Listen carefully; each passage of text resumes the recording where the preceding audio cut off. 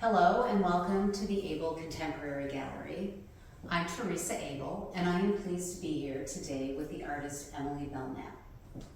We are here discussing her installation in gallery number 5, Land of Plenty, An Appeal to Heaven. Emily is a sculptor working in a broad range of media and techniques, including metal, wood, fabric, and clay. She received her MFA from the University of Wisconsin-Madison in 2013, and her BFA from the Milwaukee Institute of Art and Design in 2007.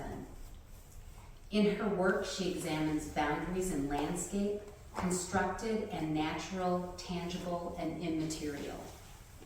Belknap's exhibition history includes the Mary L. Knoll Fellowship Exhibition in Milwaukee and the Wisconsin Artist Biennial at the Museum of Wisconsin Art in 2022. Belknap was awarded the MFA Chazen Prize, which includes an exhibition at the Chazen Museum of Art in Madison. Thanks for being here. Thank you. So I always like to start talking about the title of the show, and when you got here today, I mentioned that that's where we would be starting, and the piece that has the same title as the title of the show is the last flag that you made. So let's not first talk about An Appeal to Heaven, but let's start to talk about how the project started, the theme, why flags, and the first flag that you made, and then we will eventually get to An Appeal to Heaven. Yeah. So I started the flag series actually back in 2019, and the year before that, my husband and I were still living in the Chicago area, and I have brought props with me. We were walking downtown Evanston, which is near where we lived, and I came across this book, A Natural History of the Chicago Region, and it's a really comprehensive book of the whole area, and these types of books, I really love to read them. I really love to read natural history and thinking about places that were once vast but are now quite diminished. Actually, in a kind of weird way, it gives me hope. It seems like it would be counterintuitive, but just thinking about that vastness and thinking about these big places and how abundant they were sparks my imagination, and so it's kind of this imagination is so generative of a process that it really is a hopeful act for me. So I got this book and I was reading through it, and the first flag that I did was the one on the far end over there called Remnant, and it's for Wolf Road Prairie, which was in this book. And so I was reading about that prairie remnant, and I went to see it, and I started to think about creating flags, because for a long time in my work I was making fences and thinking about borders, and I was very critical. I kind of developed a very critical stance about fences and about property and about these kind of divisions that we make in a landscape. But I was becoming kind of dissatisfied with, I felt that my work in some way was perpetuating an aesthetic that I was being critical of. Oh, because you were actually making fences. Yes. Got it. Right. Yeah. And so, I don't want to diminish that work, but that's kind of how I started to feel about it. So I wanted to do something that had a richness and a depth and abundance to it from the start. And so flags, in a lot of ways, I'm still very critical of their use.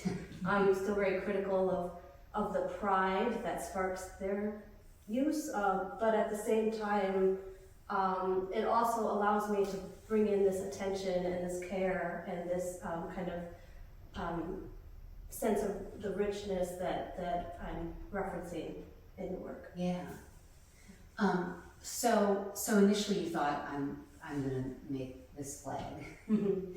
And so then did you actually make one flag and then finish it, and then the other ideas started to come from that, or did you have to sort of stop? I'm assuming bodies of work like this are research intensive before you even start making anything. Is that right? Yeah. Okay. Yeah. I started with just the one flag, kind of assuming that there would be more, but it was for an exhibition, like for a specific place, and I was just making the one. Yeah. Right. So for people watching this video later, the show is composed of 5 flags, and then some photographs of the flags that are taken in locations that the flags reference. Right. So tell us more specifically about the first flag that you made. What's the title of that one? So that one's called Remnant, a flag for Wolf Road Prairie. And Wolf Road Prairie is a prairie remnant, a native, never been tilled prairie remnant, just kind of northwest of Chicago. So very much in the kind of industrial area around Chicago. Everything around it is, there's a parkway that goes through it, but there's quite a bit of industrial land around it. And this prairie remnant is just like a patch of ground that has sidewalks running through it. And the sidewalks are like old sidewalks. And they were put in the 1920s. And it was because developers had purchased this land and they were gonna make a housing development on it. The railroad would stop at, you know, those kind of early subdivisions of Chicago. So they laid out all of this 8 city block area of sidewalk so that people could come and walk through. And just sidewalk, not roads. No, not just sidewalks. Yeah. And then the Great Depression happened and the project fell through. And so now there is sidewalks running through native prairie. And it's just beautiful because you're walking on these sidewalks and either side of you is just big blue stem, you know, just like a wall of big blue stem on either side. Or depending on the time of year, like, you know, it's different. It does sound beautiful, but because we're used to walking through these beautiful places and there's like a natural path or, you know, something that's more integrated into the landscape, does it feel a little dystopian though? Because it's a sidewalk from a town, like it should be a subdivision? Like, do you think to yourself, this is odd, I'm walking on city sidewalks? No? I think so. I think it's weird.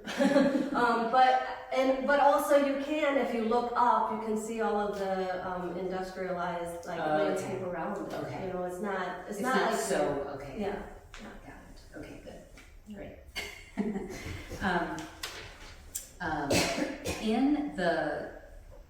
In your writing about this show, there's a couple of things, statements that I think are really interesting. And so the first part of the title, Land of Plenty, you say, there's a paradox embedded in each flag as they once confront pride and scarcity while affirming actual abundance. I really think that's super intriguing and the first time I read it, so tell me more about what you mean by that. I think we have a tendency to place pride in things that are scarce. You know, thinking about where we place our pride in national parks, for example. They're very charismatic, beautiful landscapes that, you know, can be on the back of a coin or, you know, something. And a kind of a nationalist pride can be kind of centered around these big, grand vistas, these big, grand landscapes. And it's the very fact that they're so scarce that makes them seem more charismatic in a way, right? Meanwhile, all around us there are these little pockets of abundance, these places like Wolf Road Prairie, or places that have just so much diversity of life in such a small amount of space that that's where that affirmation comes in. Yeah. You know, what is this? Where do we place our pride? Is pride even a useful emotion to have when we're thinking about caring for the environment we have left? And I guess that's where my critique comes in, because I don't think pride is a particularly useful emotion, and it so often gets mixed in with its counterpoint of shame. Yeah. And so we get into this kind of push-pull between pride and shame, and being ashamed of what we've done, being proud of what is left. And I think, this probably, maybe it sounds like you didn't think about this at all, but I remember when I first read it, it made me, because I know the work, you know, we think about the environment and we think about, in this country anyway, all of the purchasing and all the stuff, and I started to think about how there are people who don't have enough things, right? But yet we're inundated with stuff. So that was another thing I thought about. It's like, how can we live in a place where there's just so much junk and stuff? It's this kind of the land of plenty also being this like, we can have whatever we want 24 hours a day, and they have it shipped from Amazon, and like, you know what I mean? It's just, we're overwhelmed. You can walk into a Walmart and there's 100 million tons of stuff everywhere, and we're, you know. Yeah. But yet there's scarcity also. Right. For some people. Right. I just finished Robin Wall Kimmerman's recent book, The Service Berry, and it's about thinking about the economy or economics in general through the lens of a gift economy, which can very much be based in watching what happens in the natural world. Yeah. Looking at how many berries a service berry will produce in a season, and what that's for, and what that does. And so I think that so much of the issues around scarcity in this country is that we're looking at it through that lens of not having enough, where if we instead like flip it around and think about the abundance and kind of this understanding that there is enough. Yeah. You know? Yeah. And there's a quote in that book where she talks about equality ultimately comes from a sense of enoughness, right? Yeah. That there is enough to go around, and just have to see it that way. Right. Yeah. I don't want to simplify it. I don't want to say that there's, No, these problems aren't real. Right, I know. Yeah. So one of the flags, I wish I remembered the name of all of them, but the one that's right here behind you, which is photographed in the parking lot. Talk about that, because sometimes, I mean, they all almost seem like they're flags also that are, well, in that case, because now it's a parking lot, it's also just, it's like a dedication to a place that doesn't exist anymore. Right. So talk about that one. Yeah, so that one's called A New Amazon, and it's the site of the Amazon Fulfillment Center that's in Kenosha County. And Kenosha County in general has some of the world's best topsoil for farming. And America alone is some of the best topsoil for farming. I mean, that's why it's so abundant here. And so this county in Wisconsin is very good topsoil for farming. And as you drive down that highway into Chicago, there's just fulfillment centers and huge corporate headquarters coming up all over the place. And it just caused me to wonder, like, what are they covering up with this pavement? You know? Right, yeah. And in that photograph, in the background, there's this extraction equipment where they're actually removing topsoil. And there's a sign that's not in the photo that says topsoil for sale. And so it's just that kind of extraction economy that I referenced at the beginning of my artist statement is just still so ever present in our culture.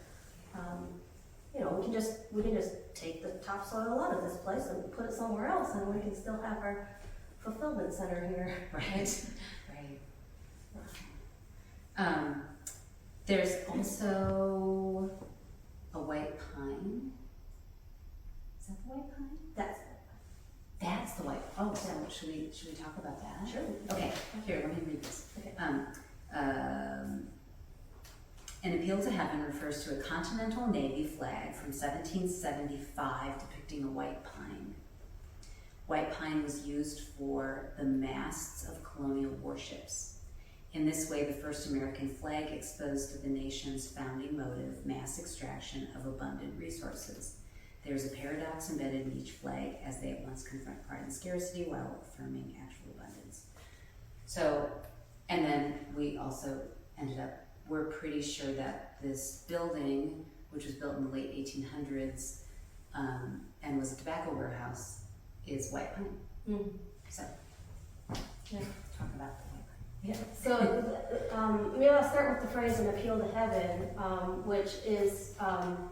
which was suggested at the time that this flag was taken for the 1775 Continental Army as the title of the flag. An appeal to heaven, as in a plea to God to protect the revolutionaries from the kind of tyranny of the British Crown.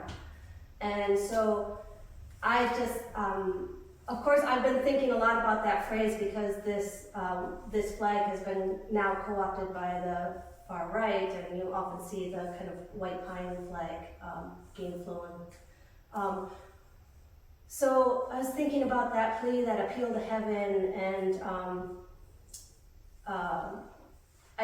in the founding of this country, I think that there is a kind of problematic relationship with Judeo-Christian texts and language, because so much of the texts of Christianity are founded in the Roman occupation of Jerusalem, right? So we have these kinds of phrasings about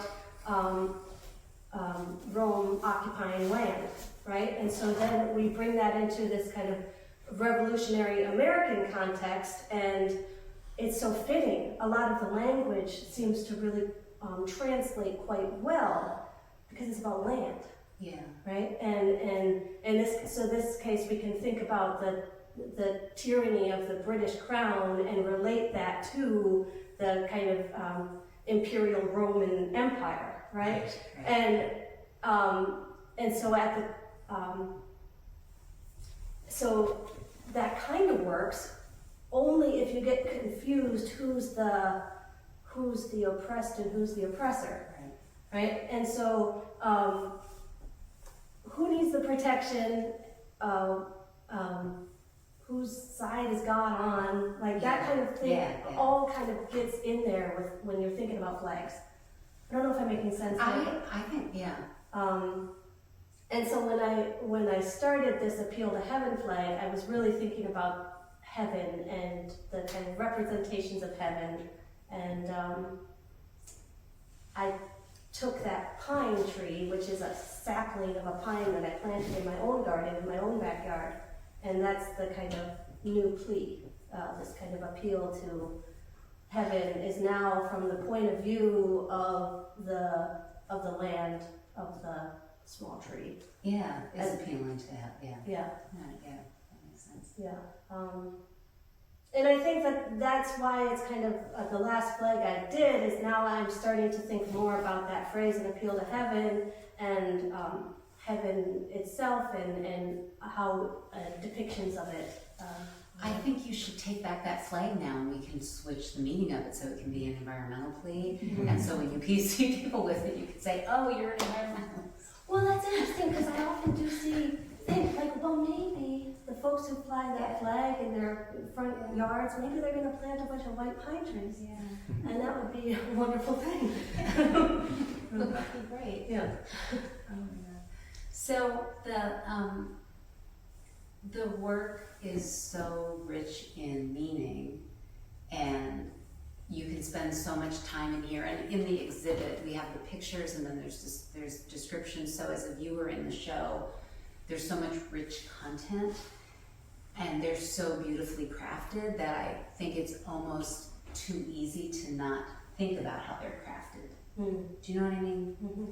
So I just want to take some time to talk about how you actually made them. So one of my first questions is, I know you work in a lot of different media.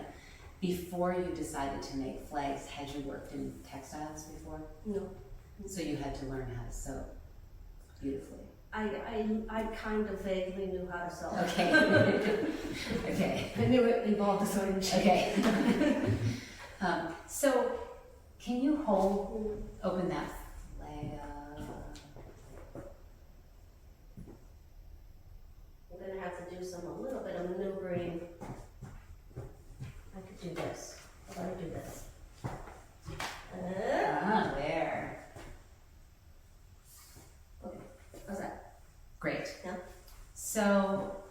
there's sewing, and then there's embroidery also. Mhm. So had you done embroidery before?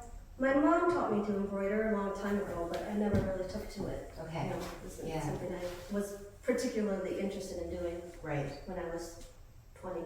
So did you find this daunting at all when you started? No, I don't really get daunted until midway through. Okay. I think that like one thing is that the image of the finished piece comes fully formed. Yeah. It's like, yeah, that's what I'm gonna do. Okay. And then I get a few stitches in, and I'm like, oh, okay, I guess this is what I'm doing. Right. So no, I'm not particularly daunted by it. Yeah. They're beautiful. And then you made the stands Mm-hmm. and the finial. Mm-hmm. So talk about how you made those. So the finials are all, so far, it might not continue this way, but as of now, they're all butternut, which is a really nice carving wood. It's in the walnut family, Okay. but it's softer than walnut. Can you help at all? Nope. Okay. And less brittle. Okay. So I start by turning it on the lathe, Okay. and so that I get the kind of blank but cylindrical form on the lathe. Okay. Symmetrical form on the lathe, and then I go back into it with hand tools and carve. Wow. Yeah. I mean, if you get up close and look at them, they're really, really beautifully crafted. And like, I can take this one down. I think, maybe.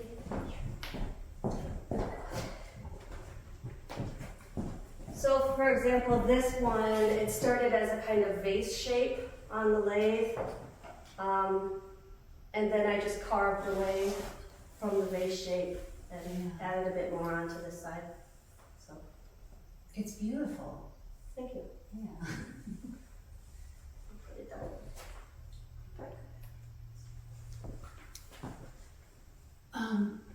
So they're all carved wood. What does that one represent? That's a construction barrel, Oh. which I don't know about. I still might replace that and use that one on a different flag and because ever since I made that photograph with the digger in the background, Yeah. I kind of have wanted to put a digger up there instead, so Wow. I just want to see you carve a digger. I want to carve a digger. That's the thing about it, is it's enjoyable too. Yeah. Yeah. Oh, that's great. Is there anything else about this body of work that is super important that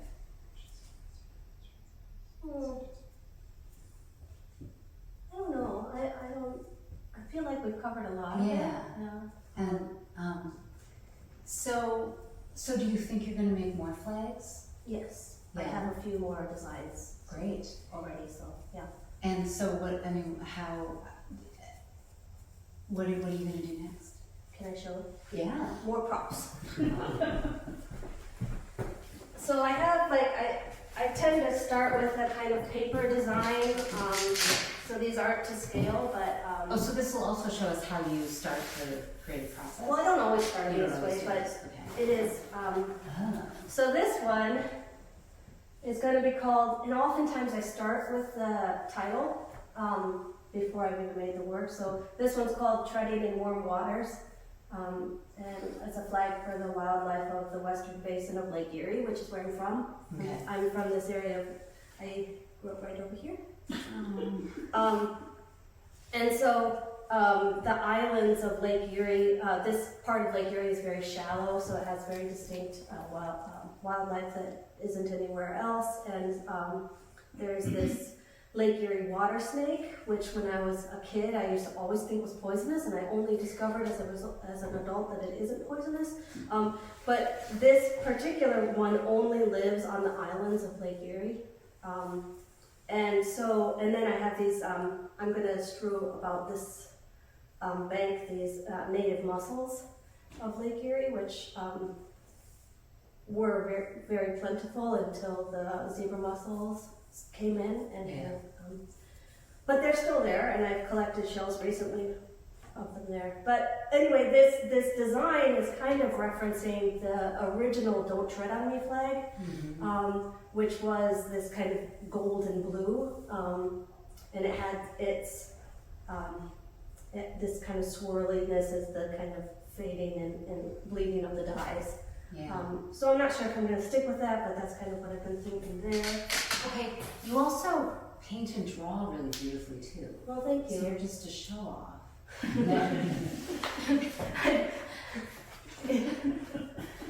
I never really thought of, I feel like my painting, I struggle with painting quite a bit, but I still do it.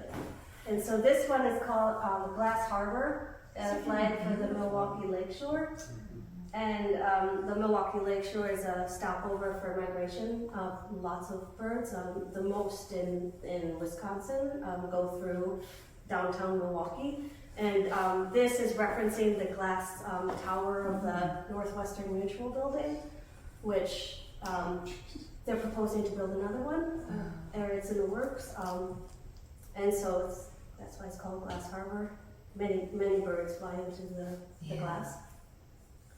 That's going to be beautiful. And then this one is well and truly in progress. This is just the initial kind of layout of the design. And this is called ephemeral millefleur, which is, I'm not sure if I'm saying that right, but millefleur tapestries were kind of really elaborate and dense tapestry of all sorts of botanical life, like flowers, that were off in the background in tapestries, in the kind of medieval tapestries. So in the center here, I'm going to do the ephemeral flowers kind of in a pattern here. That would be the embroidered part. And then the design of the flag are the kind of old growth trees that are in this old growth remnant that's just right by the airport in Milwaukee. So it's really interesting because this airport that surrounds it on all sides in some ways protects this remnant from any kind of like encroachment because it has the airport all around it, but at the same time it kind of restrains it and it can't be any bigger. It's always going to be this little patch. Yeah. But it has a beautiful diversity of ephemeral flowers in the spring. So that's what this one. Oh. And I'm always like thinking about new flag designs that kind of just Yeah. Yeah. Okay, well, I'm excited you're going to make those. They're beautiful. Yeah. And 10 years from now, I'll be done. Good. And then we'll have another show. Should we open it up to questions? I have a question. Could you talk about the finials on all these flags? All of the finials? Yeah, just briefly connect it Yeah. to what, you know. Yeah, so the top of this trout flag in the middle here, that's meant to be kind of encrusted with zebra mussels and quagga mussels, which this whole flag is flag for Julian's Reef, which is a reef that's just off the coast of Fort Sheridan, and it was the spawning ground for lake trout. And then it became completely encrusted with zebra mussels and quagga mussels, so to the point where the trout weren't spawning there anymore. But then they found that as the mussels died and their shells opened, it became good spawning ground again. So the title of it is Cascade or Cycle, because it's kind of this question about these invasive species, and is it just part of a cycle? Or is it this cascade that's kind of this kind of uncontrollable thing that we can't return to the abundance of the lake trout? This one is an elm tree, and this whole flag here is for the elms of Evanston, because downtown Evanston, and the neighborhoods around downtown all have a really large population of old growth elm trees, which many elms in this country were killed by the Dutch elm disease, but Evanston managed to kind of hold on to their population through inoculating their trees every year. So this flag is called inoculation, and I finished this flag during the pandemic, and so it was like right when the vaccines were coming out, so that's kind of what I titled it Inoculation. But it kind of also just shows the wealth of that community, that so many communities in this country would not be able to inoculate their trees yearly to keep their old growth population alive. So, and then this finial is an echinacea flower head, a coneflower, that was just, this was the first finial that I carved, and it was the image I had in my head the whole time when I was making the flag, was to have it topped with this finial. So, yeah. Thank you.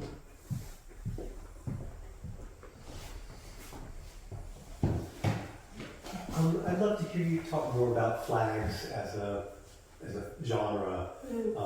I had to look up the word vexillology, right? But like the note tread on me one refers to, right, sort of like the kind of heraldic kind of quality of flags, right? That things mean things because of the kind of grammar of, and I feel like my suspicion is that you're very much interested in subverting that kind of grammar, and I guess I see that maybe in some of the formal choices about the overall design. Could you just talk more about like your relationship to flags as a polymer?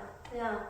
I mean, I go back to my relationship to fences. Though, I mean, the whole reason I started that body of work of fences was because my grandpa, at the time, he had dementia, and kind of a week or maybe, just a few days before his death, he said to my mom, I need to see what's on down the fence row. And he was a farmer, and this kind of reference to the landscape of his life, while kind of foreshadowing his death, it just seemed very poetic to me, and I wanted to kind of take it on in my work. So I started the fence work from a very kind of sympathetic point of view to the position of the fence as actually a kind of in a way autobiographical kind of work. And then, because I'm in grad school, and what graduate school does is make you become more critical, and I started to become much more critical of fences in general, and so started to think about delineation of property as a problem, and then kind of from there kind of cascaded into very critical work about fences. And so the same thing is true with the flags. When I was a kid, I was a Girl Scout, and every single meeting started with a flag ceremony, and every Girl Scout wanted to be the person who processed the flag, right? And then you did the Pledge of Allegiance and the Girl Scout promise, and then you started the meeting, and so there's this really a lot of joy in that, personal history of the flags with me, and part of the reason why this kind of aesthetic is the way it is. And then, in a way, it's a lot more humble than, the kind of flags that are behind the president. Right. There is kind of a sense of kind of nurturing care and not so much sleek, gilded kind of glitziness to it. So that kind of place of also caring for these landscapes, but at the same time, I'm very critical of this need to make a flag for everything, and kind of stake that claim, whether it's an actual place, like the flag for Milwaukee, or if it's a flag for a position you might hold, like the Don't Tread on Me flag, which I don't really even know what that position is, but there seems to be this need to establish that property, and so. Yeah, it's a push-pull between that celebration and that criticism. Because it also seems like, both with fences and flags, there are literal fences and they're metaphorical, and it's a reflection of a way of thinking in this country. Right. And not to go too far into the weeds, but go in the weeds. the kind of that boundary that a flag or that a fence creates is also a place of much abundance. That there is that place that no man's land or whatever it is can often be a place where biodiversity or not quite following the rules, or these kinds of happenings can be, is in these in-between places. The ancient Greeks had the idea of the polis, and the kind of the perimeter of that was actually guarded over by the goddesses, right? As these in-between places that, they were also the same goddess of the perimeter, the boundary, was the goddess of childbirth and death. Mm-hmm. And so this kind of sense of these transitory zones as really being kind of full and rich areas. Right. That's so interesting. Yes. And I'm really interested, first of all, I'm interested in the way you write. But like when I look at the work and hear you talk about, is this work critical? Are you criticizing something here? Yes, most definitely. And then, I guess, is it critical, or are you just calling out a situation, I guess, is what I was thinking in my head, like, this is happening, because, when you start digging into something like this, of course, farming is something very simple, you don't need it, right? Right. Or industrial farming. Right. And, you can keep on going here. And I'm sort of, I guess I'm thinking of that because I live sort of in a rural area. Mm-hmm. And, now they classify quarries as agriculture. Right. So they get federal benefits. Well, I think this is a really good thing to bring up, because there's that notion of the shifting baseline in ecology, kind of understanding of if we don't really understand our natural history, then where do we place the baseline of what we're trying to get back to, if indeed that's what we're trying to do. That's kind of an impossibility at this point, Are we trying to get back to a landscape that is so wild it's inhospitable to farming? Well, that won't work, right? But at the same time, there's just this arrogance and ignorance to paving over the best farm soil in the country, in the world, with a parking lot. But at the same time, maybe the reason the farm soil is so great in the first place is because it actually should be a wetland. Maybe, should it be a monoculture crop of corn? Or a bunch of cows grazing and it's Right. well, they won't be grazing, they'll be locked up in the building, Right. Yeah. Well, this has been really uplifting. No, it's good. It's a really good question, and it's fascinating. Do you feel like I've... Yeah, it's expansive, right? Yeah. I guess in relation to that, Teresa mentioned earlier something about craft. Yes. How do you deal with that? Like, how do you see craft? Yeah, I think it's a great, because I also teach, a really great frustration of mine is it seems like, especially in the academic world, there's this division between craft and concept. There's the conceptual, and then there's the skillful. And to me, there's just no division there. That there's no way that I could conceptualize all of this without doing it with my hands. That there's just so much thinking that happens in the making that they're not easy to parse, I guess. Right.